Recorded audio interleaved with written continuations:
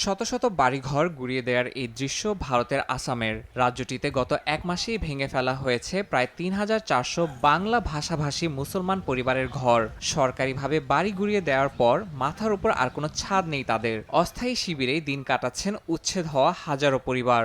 মানবাধিকার সংস্থাগুলোর উদ্বেগ, এটি কেবল বসতভিটা উচ্ছেদ নয়, বরং একটি সম্প্রদায়কে দেশছাড়া করার মতো পদক্ষেপ।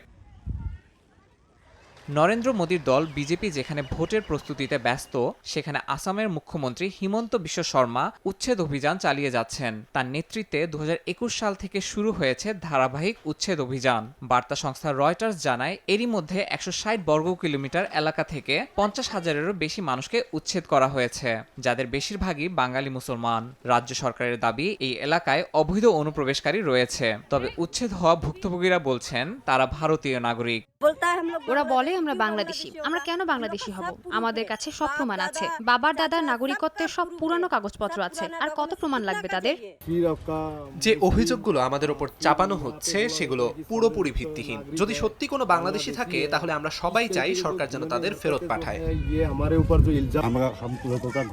ওরা আমাদের বাড়িঘর ভেঙে দিয়েছে, তারপর আমরা এই ক্যাম্পে চলে এসেছি।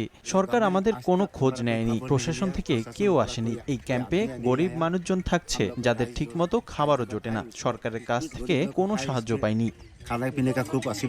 বিশেষজ্ঞদের মতে, বাংলাদেশে শেখ হাসিনা সরকারের পতনের পর দিল্লি ঢাকা সম্পর্কে টানাপোড়েন বিজেপিকে সুযোগ করে দিয়েছে মুসলিম বিরোধী মনোভাবকে রাজনৈতিক অস্ত্র হিসেবে ব্যবহার করার। ইয়াসিন মোহাম্মদ জিসান, সময় সংবাদ।